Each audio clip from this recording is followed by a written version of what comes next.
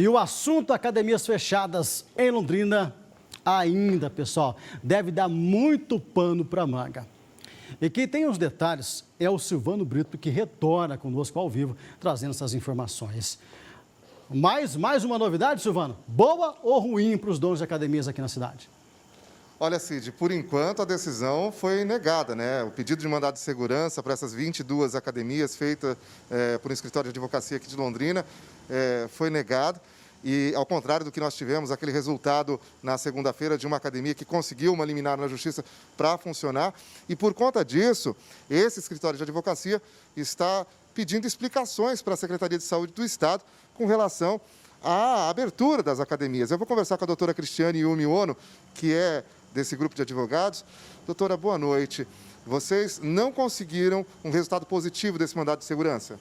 Isso mesmo. Nós ajuizamos esse mandado de segurança em nome das 22 academias. Aqui em primeiro grau, a nossa liminar foi negada pelo juízo da primeira vara da Fazenda Pública. Nós interpusemos, então, um recurso de agravo de instrumento dirigido ao Tribunal de Justiça do Paraná. E lá também, novamente, tivemos nosso pedido negado. No nosso entendimento, não está tendo proporcionalidade nas decisões, não está tendo segurança jurídica, porque, como você mesmo acabou de dizer, algumas academias têm conseguido, sim, autorização judicial para funcionar, e também nas demais cidades do estado, as academias permanecem funcionando. Então, Londrina tem sido bastante prejudicada com essa posição. E vocês agora pediram explicações para a CESA. Por que esse pedido de explicação?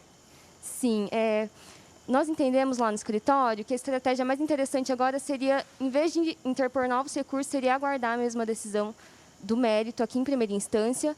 E, nesse meio tempo, enquanto aguardamos, pedir explicações à SES. Então, que o governador mencionou que havia já um decreto, um normativo a respeito, e nós não conseguimos entender de qual normativo ele está falando. Então, fizemos um requerimento de explicações à Secretaria Municipal de Saúde para que esclareça se existe e, se existe, quais seriam os termos desse documento. Inclusive, há um impasse nesse entendimento a respeito desse decreto, porque o prefeito Marcelo Bellinati diz que, por conta dos recursos das academias que foram pedidos na Justiça, agora caberia, então, ao governador alterar o decreto.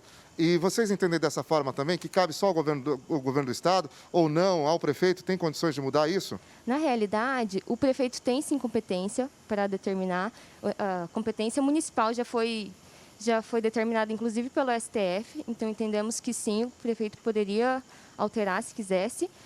Mas eu acho que o mais importante é a gente esclarecer que nem nos decretos municipais, nem nos decretos estaduais, existe uma proibição expressa de que as academias funcionem.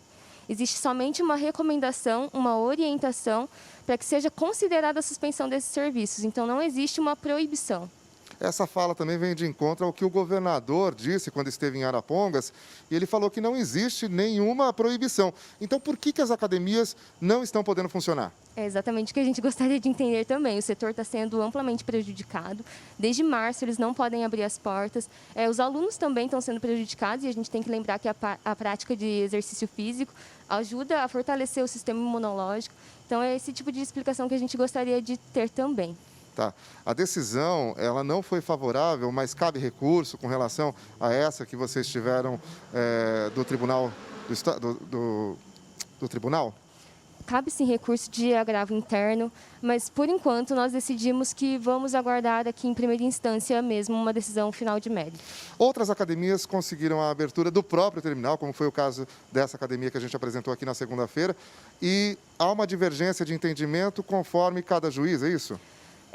Existe uma divergência entre os juízes, entre os desembargadores. Então, por enquanto, a gente fica nesse espectro de insegurança jurídica, ninguém tem certeza do que pode fazer. Algumas empresas têm medo de retornar às atividades e receber uma notificação, uma multa. Ninguém quer cometer irregularidades. Muitas academias estão abrindo, né? Mesmo assim, sim. Esses clientes de vocês estão abrindo alguma dessas academias? Não, por hora estamos respeitando o que a Justiça determinou. Tá, qual que é a resposta do governo que vocês esperam?